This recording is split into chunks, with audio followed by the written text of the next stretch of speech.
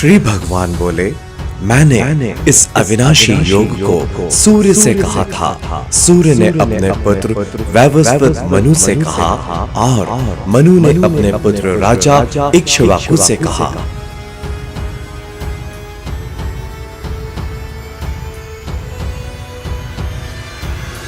हे परंतप अर्जुन, इस प्रकार परंपरा से प्राप्त इस योग को राजर्षियों ने जाना, किंतु उसके बाद वह योग बहुत काल से इस पृथ्वी लोक में लुप्त प्राय हो गया था।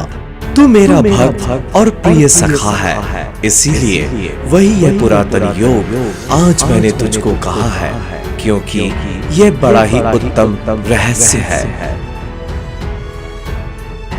अर्जुन बोले, आपका जन्म तो अर्वाचीन अभी हाल का है और सूर्य का जन्म तो बहुत पुराना है, अर्थात कल्प के आदि में हो चुका था।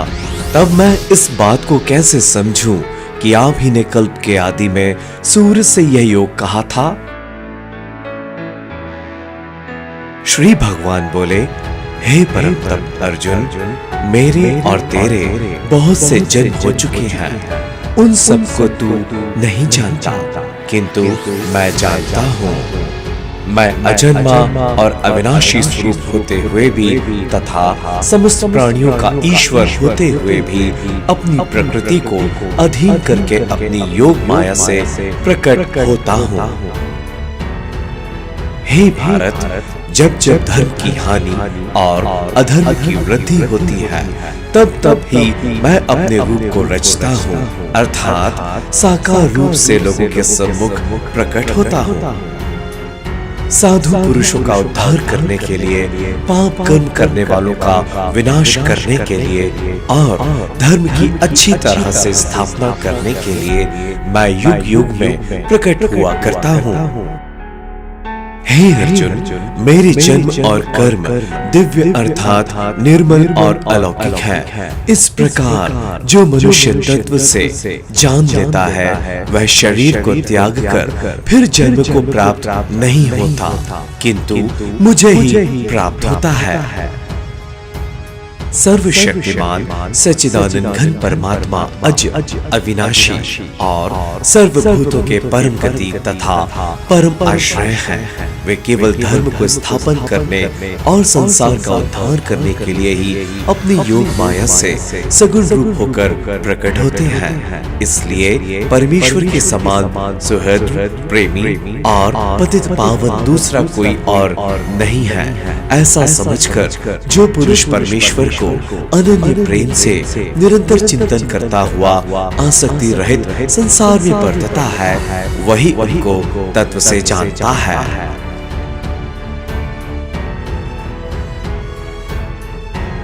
पहले भी जिनके राग, भय और क्रोध सर्वथा नष्ट हो गए थे और जो मुझ में अनन्य प्रेम पूर्वक स्थित रहते थे, ऐसे मेरे आश्रित रहने वाले बहुत से भक्त उपयुक्त ज्ञान रूप तप से पवित्र होकर मेरे स्वरूप को प्राप्त हो चुके हैं।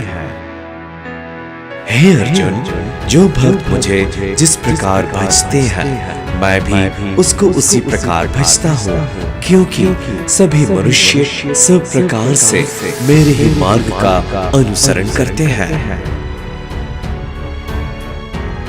इस मनुष्य लोक में कर्मों के फल को चाहने वाले लोग देवताओं का पूजन किया करते हैं, क्योंकि उनको कर्मों से उत्पन्न होने वाली सिद्धि शीघ्र मिल जाती है।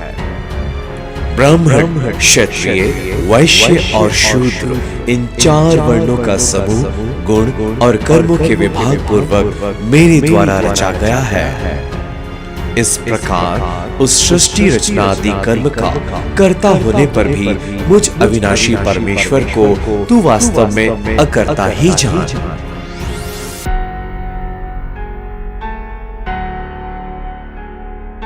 कर्मों के फल में मेरी स्पृहा नहीं है, इसलिए मुझे कर्म लिप्त नहीं करते। इस प्रकार जो मुझे तत्व से जान लेता है, वह भी कर्मों से नहीं बंधता।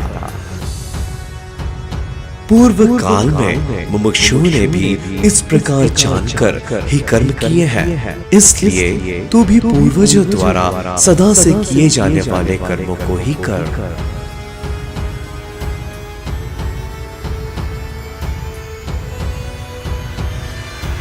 कर्म क्या है और अकर्म क्या है, इस प्रकार इसका निर्णय करने में बुद्धिमान पुरुष भी मोहित हो जाते हैं। इसलिए वह कर्म तत्व मैं तुझे भली भांति समझा कर कहूंगा, जिससे जानकर तू अशुभ से अर्थात कर्म बंधन से मुक्त हो जाएगा।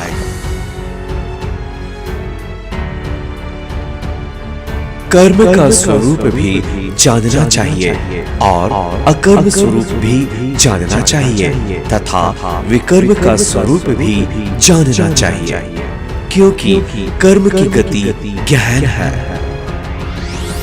जो मनुष्य कर्म में अकर्म देखता है और जो अकर्म में कर्म देखता है, वह मनुष्य में बुद्धिमान है और वह योगी समस्त कर्म को करने वाला है। जिसके संपूर्ण शास्त्र सम्मत कर्म बिना कामना और संकल्प के होते हैं तथा जिसके समस्त कर्म ज्ञान रूप अग्नि के द्वारा भस्म हो गए हैं, उस महापुरुष को नानीजन भी पंडित कहते हैं। जो पुरुष समस्त कर्मों में और उनके फल में आसक्ति का सर्वथा त्याग करके संसार के आश्रय से रहित हो गया है और परमात्मा में नित्य तृप्त है, वह कर्मों में भली भांति बरतता हुआ भी वास्तव में कुछ भी नहीं करता। उसके द्वारा होने वाला कोई भी कर्म राग जनित ही क्यों ना हो, वह भी मुक्त है। जिसका अंतःकरण और इंद्रियों के सहित शरीर जीता हुआ है और जिसने समस्त भोगों की सामग्री का परित्याग कर दिया है, ऐसा आशा रहित पुरुष केवल शरीर संबंधी कर्म करता हुआ भी पापों को नहीं प्राप्त होता।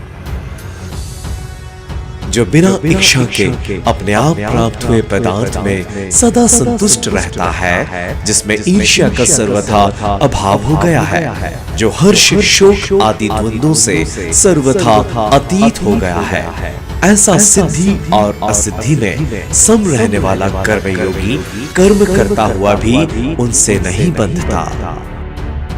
जिसकी आसक्ति सर्वथा नष्ट हो गई है, जो देहाभिमान और ममता से रहित हो गया है, जिसका चित्त निरंतर परमात्मा के ज्ञान में स्थित रहता है, ऐसा केवल यज्ञ संपादन के लिए कर्म करने वाले मनुष्यों के संपूर्ण कर्म भली भांति विलीन हो जाते हैं।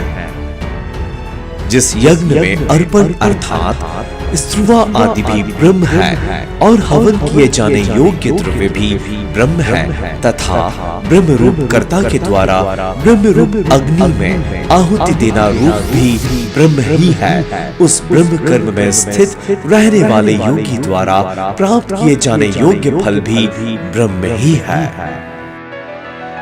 दूसरे योगी जन देवताओं के पूजन रूप यज्ञ का ही भली भांति अनुष्ठान किया करते हैं और अन्य योगी जन परब्रह्म परमात्मा रूपी अग्नि में अभेद दर्शन रूप यज्ञ के द्वारा ही आत्म रूप यज्ञ का हवन किया करते हैं।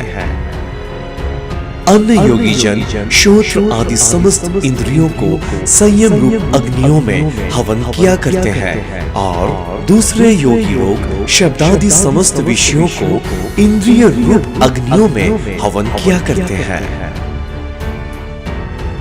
दूसरे योगी जन इंद्रियों की संपूर्ण क्रियाओं को और प्राणों की समस्त क्रियाओं को ज्ञान से प्रकाशित आत्म संयम योग रूप अग्नि में हवन किया करते हैं।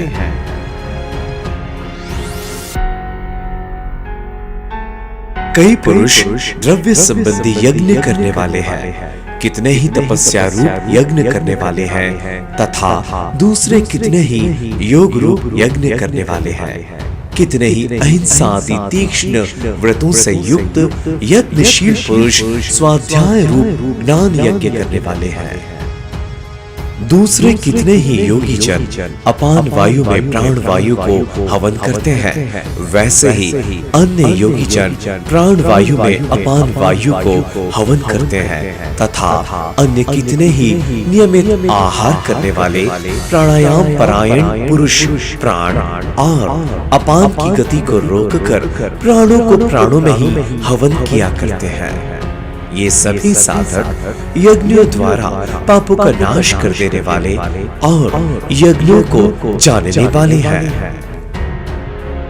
हे कुरुश्रेष्ठ अर्जुन, यज्ञ से बचे हुए अमृत का अनुभव करने वाले योगी जन सनातन पर ब्रह्म परमात्मा को प्राप्त होते हैं और यज्ञ न करने वाले पुरुष के लिए तो यह मनुष्य लोक भी सुखदायक नहीं है, फिर परलोक कैसे सुखदायक हो सकता है।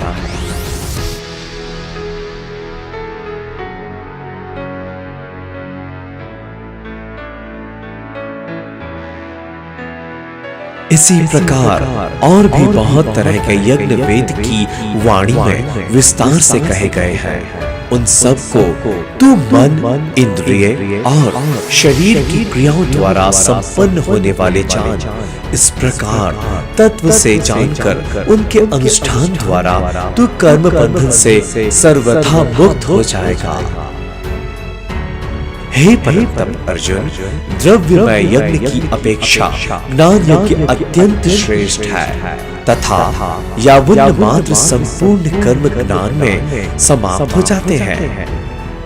उस ज्ञान को तू तत्वदर्शी ज्ञानियों के पास जाकर समझ, उनको भली भांति दंडवत प्रणाम करने से, उनकी सेवा करने से और कपट छोड़कर सरलता पूर्वक प्रश्न करने से वे परमात्मा तत्व को भली भांति जानने वाले ज्ञानी महात्मा तुझे उस तत्व ज्ञान का उपदेश करेंगे।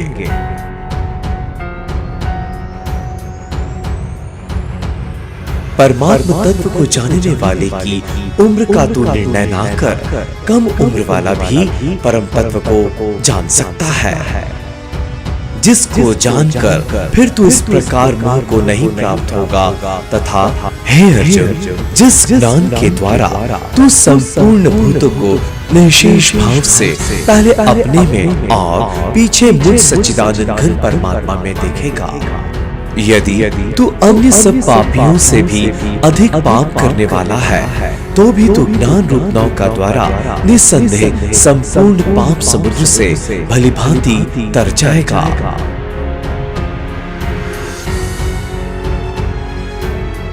क्योंकि हे अर्जुन, जैसे प्रज्वलित अग्नि ईंधनों को भस्ममय कर देता है, वैसे ही ज्ञान रूप अग्नि संपूर्ण कर्मों को भस्ममय कर देता है।